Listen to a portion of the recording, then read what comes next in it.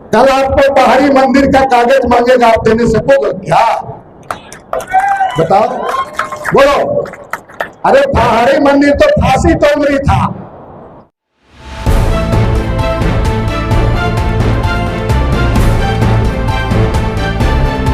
झारखंड की धड़कन, भारत का दर्शन, न्यूज बॉक्स भारत।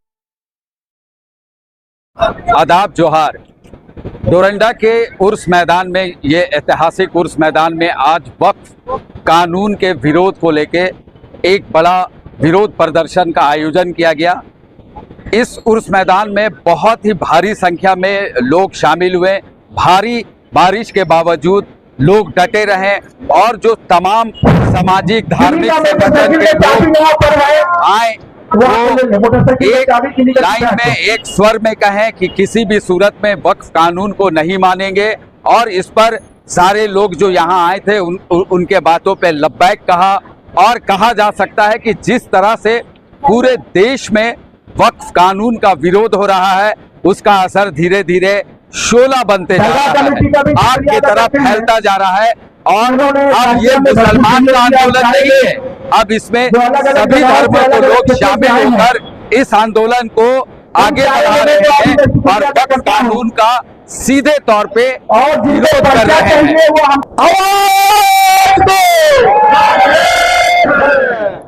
अरे पूरा रांची गूंजना चाहिए, आवाज दो।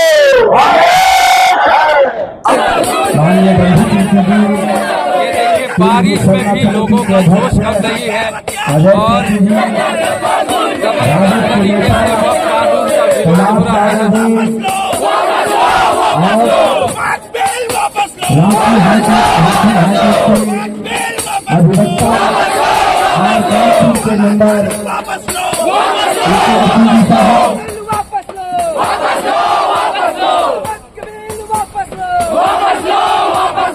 दिया पड़ा जो वक्त तो गुलिस्तां को खून हमने दिया, बाहर आई तो कहते हो तेरा काम नहीं। मैं ये बताना चाहता हूं कि कई सौ साल हुकूमत करके अंग्रेजों ने हमारी जमीन नहीं छीन सकी, वो ले नहीं सके। हमने अपनी जमीन खाली करवाई है उनसे और उनको भगाया है और उनके औकात को बताया है। आज ये उनके जूते पोंछने वाले लोग हमारी वक्फ की जमीन ले लेंगे। वो जो चमचागिरी कर रहे थे और अंग्रेजों से माफी मांग रहे थे, आज वो हिंदुस्तानियों को लड़ा देंगे। ऐसा नहीं हो सकता। अभी हमारे भाई अभय तिर्की जी ने कहा, हम पहले भी एक थे, आज भी एक हैं और कल भी एक रहेंगे।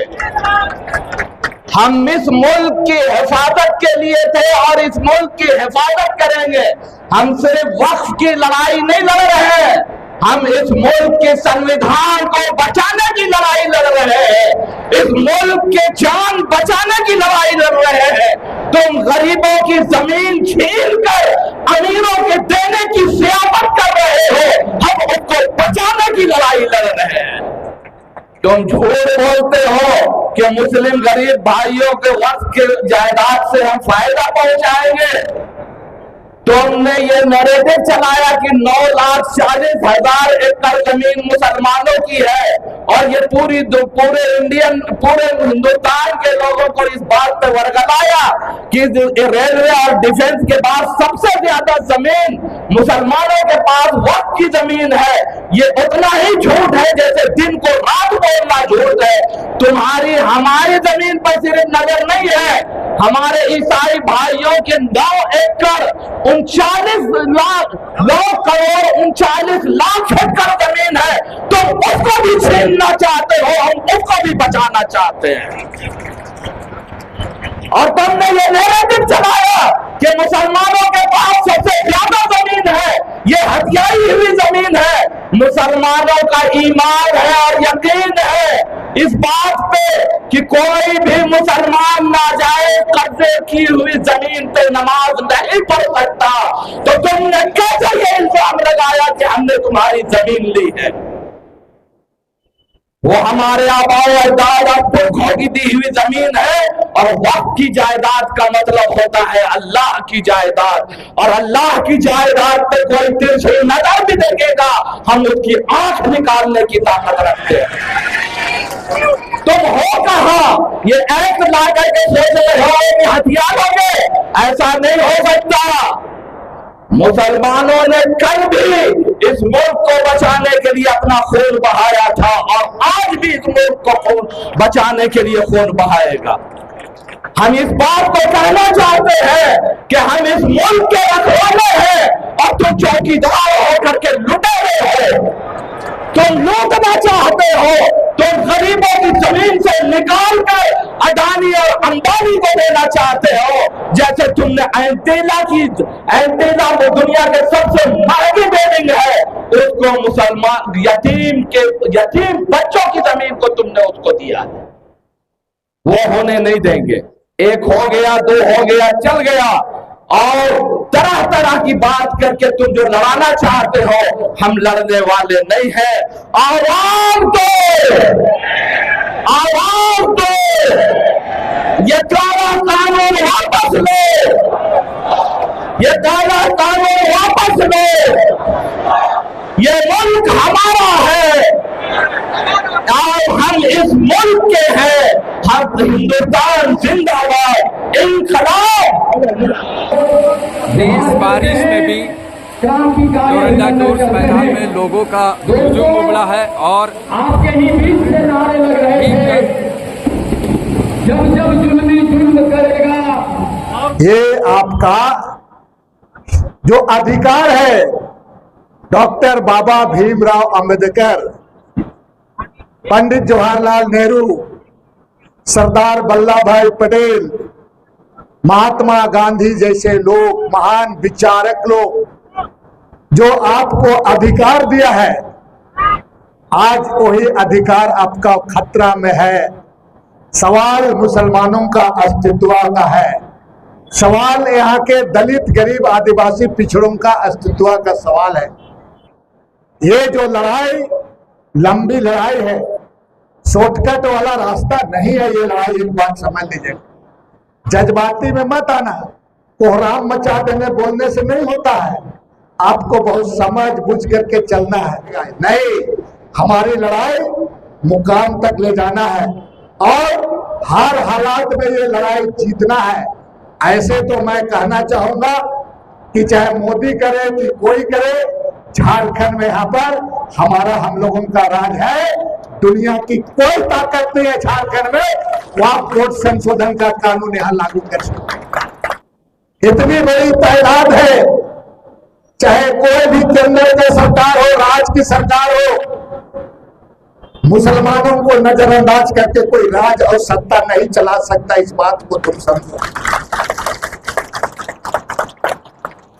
जब से भारतीय जनता पार्टी की सरकार बनी है, मुसलमानों को गाली, बदनाम, मुसलमानों के साथ जो होता है, इस बात को समझो। तरह तरह का आरोप लगाया जाता है मुसलमानों को। अरे आरोप लगाने वाले भगवाधारी लोग, दिल्ली का इंडिया गेट में जरा जाकर देखो,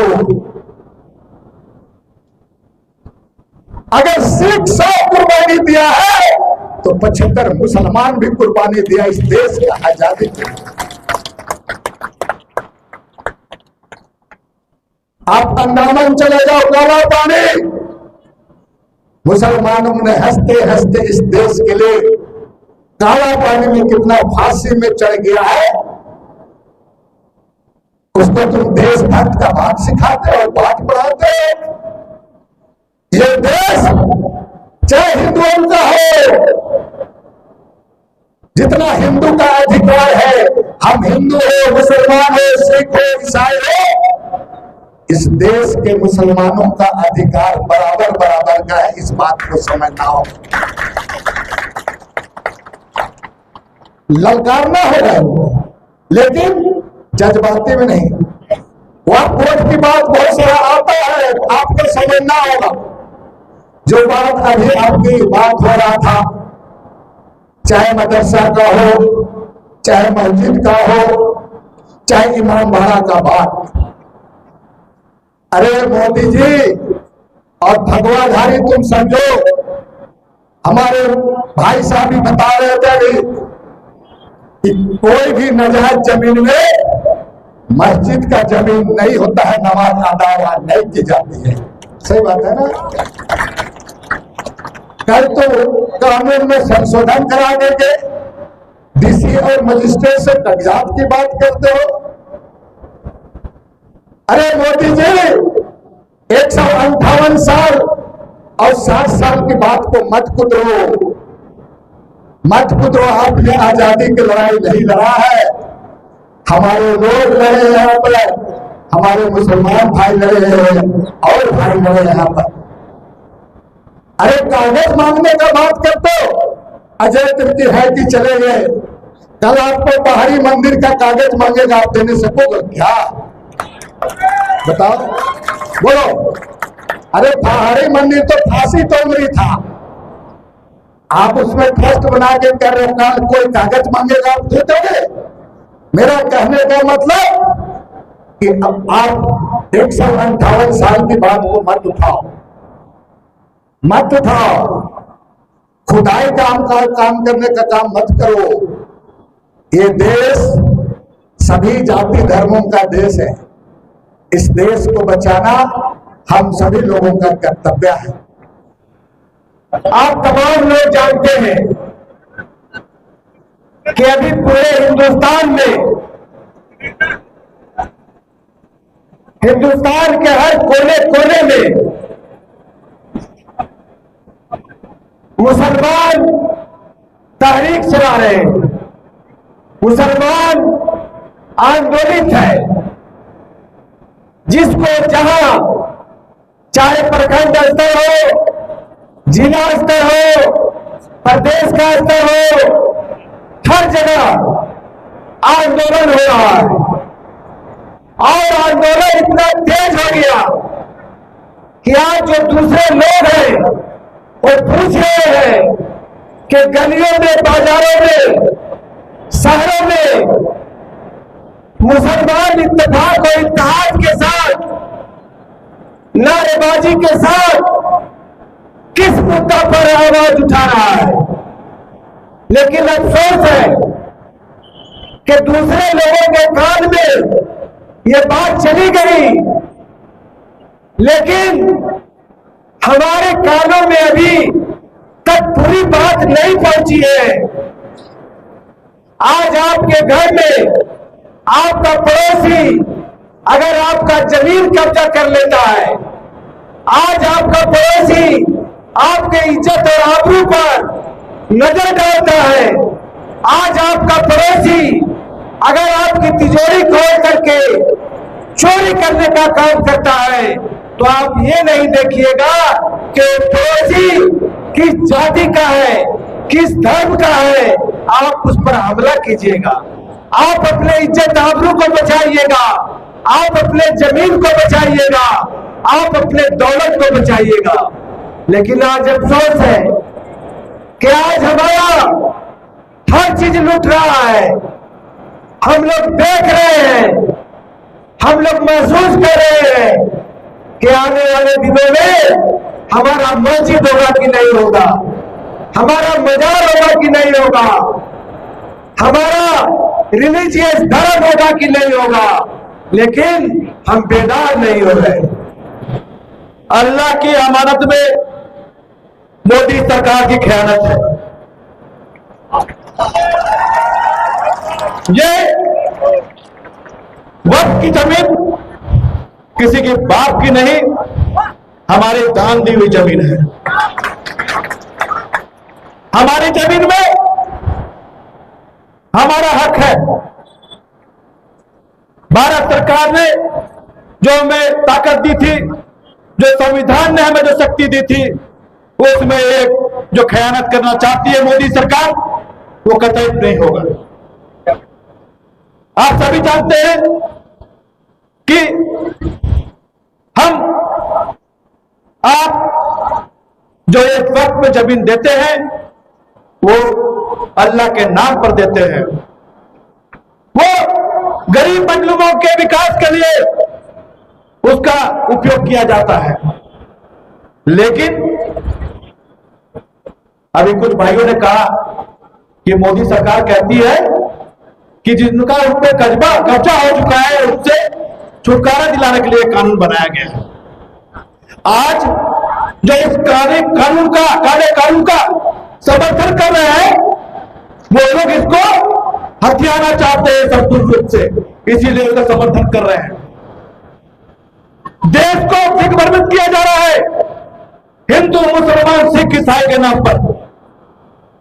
आप सभी जानते हैं जब मोदी जी पहली बार प्रधानमंत्री बने तो पूर्व के कानून भूमि अधिग्रहण बिल को बदलने का काम किया, लेकिन जनता की ताकत ने उसको वापस लेने के लिए मजबूर कर दिया।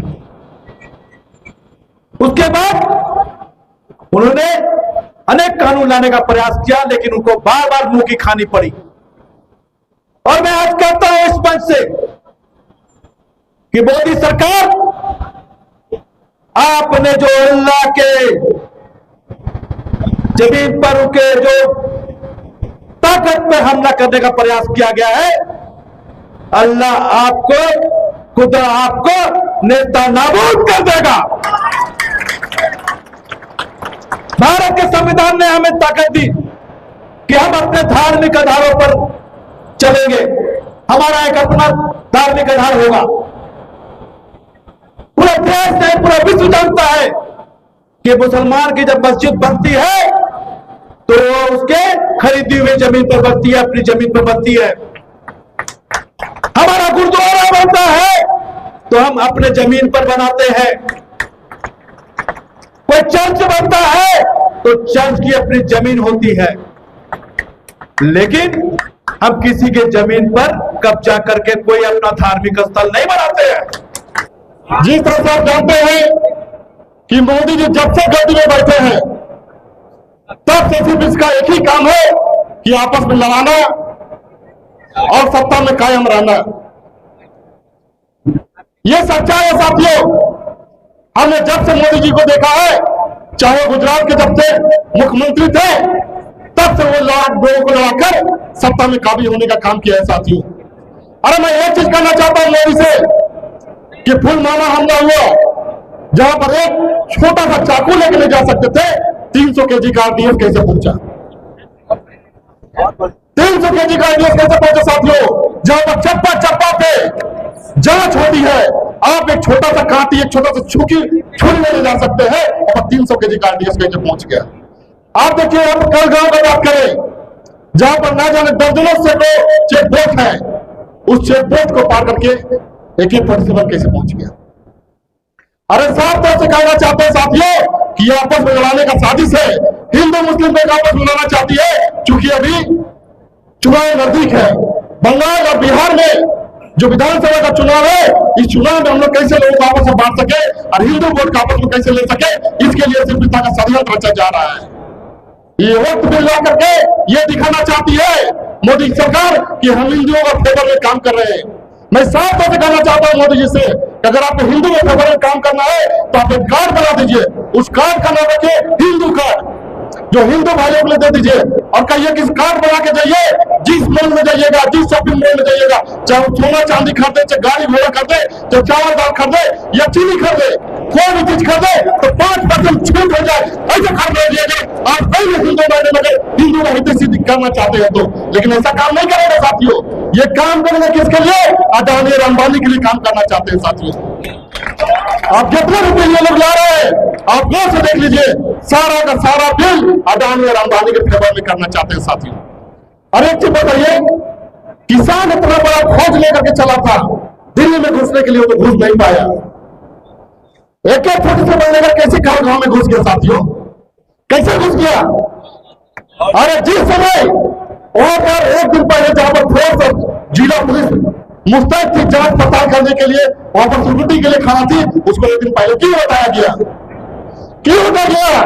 क्योंकि इस तरह का आप कारनामा करें और देश में शांति फैले और हम लोग चुनाव सारे आराम से जीत सके, इसके लिए षड्यंत्र रचा था साथियों। मैं साफ तौर से कहना चाहता हूं कि इस तरह का राजनीति नहीं चलेगा साथियों।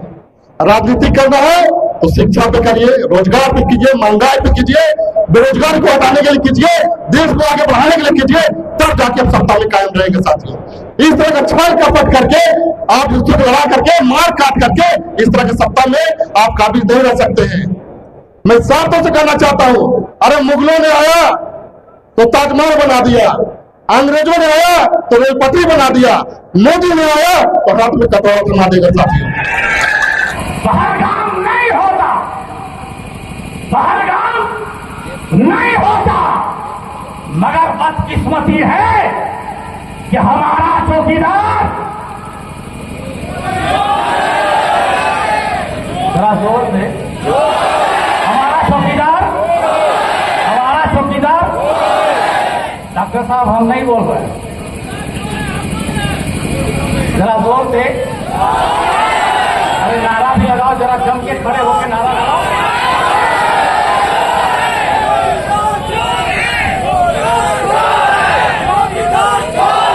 ये कानून वापस लेना होगा, ये भी नारा लगाओ।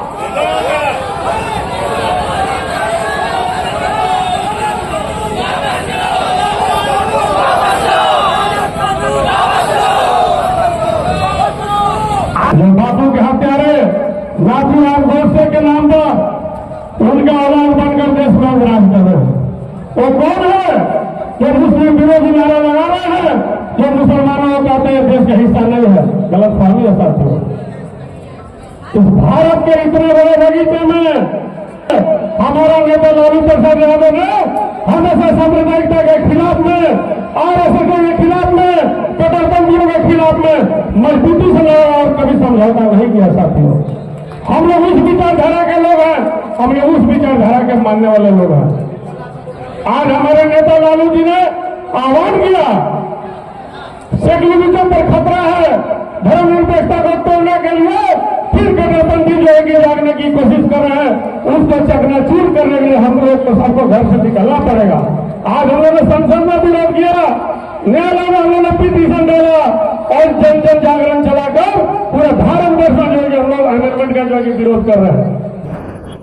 ये वक्त की संपत्ति हमारे बुजुर्गों की दी हुई संपत्ति है और ये मोदी सरकार जिस तरीके से हम लोगों के ऊपर थोप रही है, इससे पहले भी 3 तलाक, बाबरी मस्जिद, इस तरह वगैरह वगैरह बहुत तरह का मामला सामने आया। हम लोगों ने नाम धारण कर लिया, लेकिन अब देश की आवाम इसमें कुछ पैसे वाली नहीं है। ये लड़ाई अल्पसंख्यक बनाम बहुसंख्यकों के बीच में कराना चाहती है ये मोदी सरकार। अल्पसंख्यक सिर्फ मुसलमानी नहीं है, हमारे सिख भाई भी है, आदिवासी भाई भी है, हमारे दलित भाई भी है, इन सबों के बीच सफलता पैदा करना चाहती है ये मोदी सरकार। हमारा कहने का मतलब है जो हमारी बुजुर्गों की दी हुई जमीन है उसको लेने का अधिकार मोदी सरकार को नहीं है। मोदी सरकार को ये कानून वापस लेना होगा। हमारे माइनॉरिटी के लोग, हमारे हिंदू भाई लोग जो सेकुलर हैं, अगर इसको नहीं होने देंगे तो हम लोग सक्सीड करेंगे, नहीं तो हिंदुस्तान डिवाइड हो जाएगा। हिंदुस्तान एक हिंदुस्तान नहीं रहेगा, हिंदुस्तान खत्म हो जाएगा। मोदी जी के ये गुमान है कि हम जो चाहेंगे करेंगे, ये गलतफहमी है। प्राइम मिनिस्टर होने का मतलब ये नहीं है कि आप किसी का हक छीन लीजिए। क्या हम चाहेंगे कि कब्रिस्तान में बुलडोजर चले, मस्जिद को तोड़ दिया जाए? कोई बर्दाश्त नहीं करेगा, कोई मुसलमान बर्दाश्त नहीं करेगा। उसी तरह जितना चर्चेज है, कोई गुरुद्वारा है, कोई बर्दाश्त नहीं करेगा। ये इनका पर्पस है कि हम सब जमीन को ले लें और लेकर के उनका जो इरादा है, जो खाक को देना चाहिए, ये हम लोग हर तरह से उम्मीद करते हैं कि हम लोग सब मिल करके इसमें जुट करके मेहनत करेंगे। और बहुत शुक्रिया।